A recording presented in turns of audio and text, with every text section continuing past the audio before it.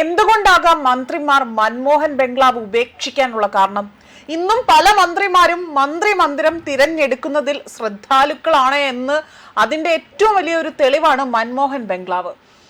കാരണം പ്രേതവും ഭൂതവും അന്ധവിശ്വാസത്തിൽ പോലും വിശ്വസിക്കാത്ത ഇടത് നേതാക്കൾ പോലും ആ മന്ത്രിമന്ദിരത്തെ പേടിച്ചിരുന്നു എന്നതാണ് അവിടെ ചില റിപ്പോർട്ടുകൾ വ്യക്തമാക്കിയിരിക്കുന്നത്. കാരണം അവിടെ താമസിക്കുന്നവർ അധികകാലമൊന്നും അധികാരത്തിൽ തുടരാൻ കഴിയില്ല എന്നൊരു വിശ്വാസവും കിംവദന്തിയും അവിടെ പടർന്ന് പന്തലിച്ചിട്ടുണ്ട്. എന്താണ് അതിന്റെ പ്രധാന കാരണം എന്നാൽ, കേരള രാഷ്ട്രീയത്തിൽ മന്ത്രിമാരുടെ ഔദ്യോഗിക വസതികൾ എന്നും കൗതുകവും അവിടെ ചർച്ചകൾ പോലും സൃഷ്ടിക്കുന്ന വിഷയങ്ങളാണ്. എന്നാൽ അവയിൽ ഏറ്റവും കൂടുതൽ കഥയും അന്ധവിശ്വാസങ്ങളും ചുറ്റിപ്പറ്റിയിരിക്കുന്ന ഒരു പേര് തന്നെയാണ് മൻമോഹൻ ബംഗ്ലാവ്. അവിടെ പുതിയ മന്ത്രിസഭയിൽ മന്ത്രിമാർക്ക് ഔദ്യോഗിക വസതികൾ അനുവദിച്ചതോടുകൂടി തന്നെ വീണ്ടും ഈ ബംഗ്ലാവ് വാർത്തകളിൽ നിറയുകയാണ്. ഇത്തവണ ഈ ഒരു ബംഗ്ലാവിൽ താമസിക്കാനുള്ള ആ ഒരു നറുക്ക് വീണിരിക്കുന്നത് OJ ജനീഷിനാണ്. മൻമോഹൻ സിംഗ് ബംഗ്ലാവിൽ അദ്ദേഹമാണ് ഇനി താമസിക്കാൻ പോകുന്നത്. എന്നാൽ വർഷങ്ങളായി തന്നെ ഈ ബംഗ്ലാവിനെ ചുറ്റിപ്പറ്റി നിലനിൽക്കുന്ന ഒരു രാഷ്ട്രീയ അന്ധവിശ്വാസമുണ്ട്. ഇവിടെ താമസിക്കുന്ന മന്ത്രിമാർക്ക് കാലാവധി പൂർത്തിയാക്കാനാവില്ല എന്നതാണ് ആ വിശ്വാസം.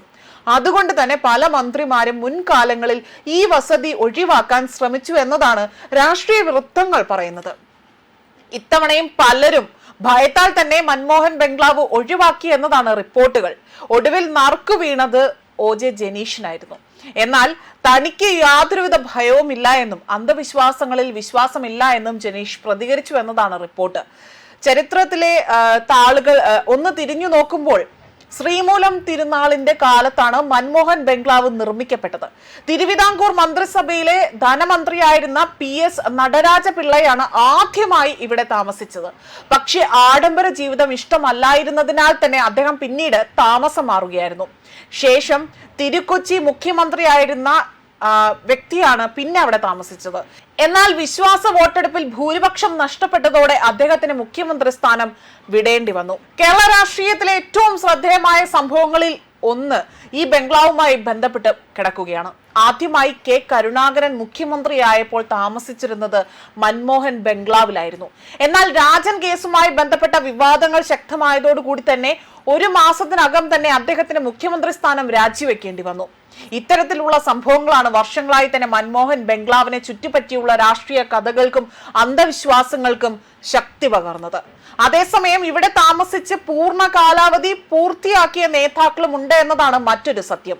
എങ്കിലും ഓരോ മന്ത്രിസഭ രൂപീകരണ സമയത്ത് മൻമോഹൻ ബംഗ്ലാവ് ആർക്കാണ് എന്നൊരു ചോദ്യം കേരള രാഷ്ട്രീയത്തിൽ പ്രത്യേക കൗതുകമായി തന്നെ തുടരുകയാണ്.